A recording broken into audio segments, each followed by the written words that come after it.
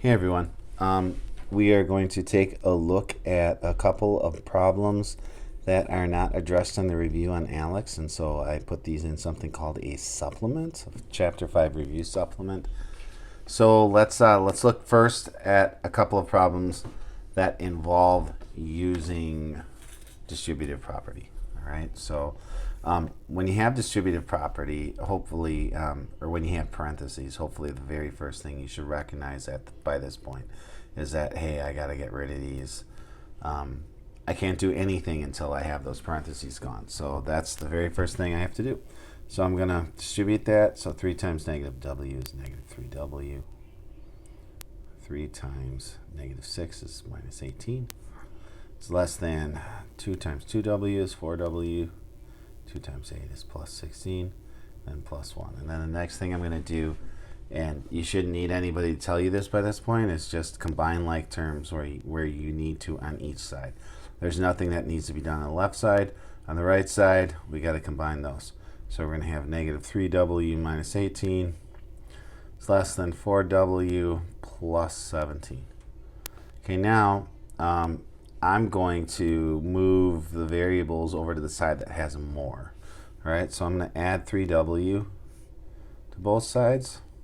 And then I'm also, because I'm moving the variables over to this side, I'm going to move this number over to the other side. So I'm going to do that by, by subtracting 17 from both sides. And see the way I line it up? Makes it nice and neat and easy to use.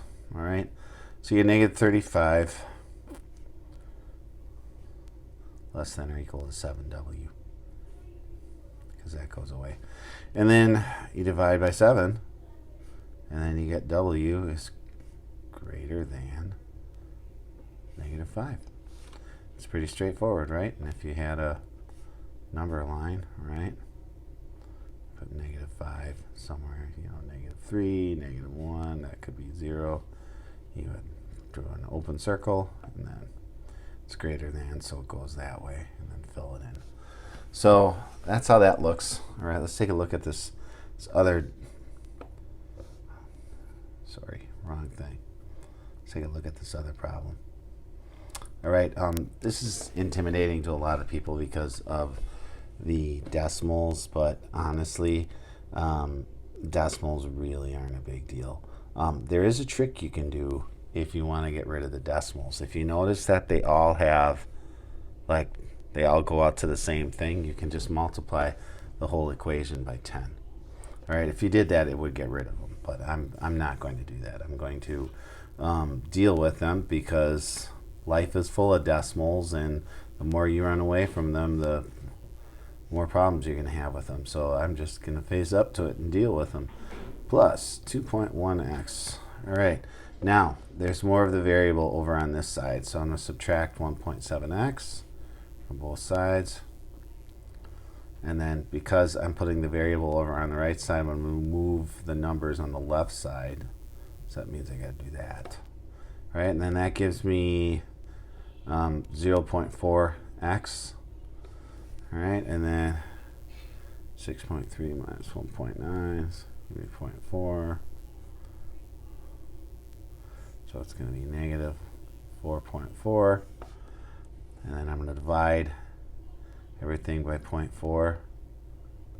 All right, well, it's basically the same as 44 divided by 4, which is 11. So you have negative 11 less than x. All right, or x is greater than negative 11. Sorry, that makes a little more sense when the variable's on the right side to read it backwards like that. And again, just, negative 11. And there you go. So that's how you do those. It's just the basic, standard operating procedure with everything we know about doing basic algebra problems. The only difference is the inequality. So hope this helps you.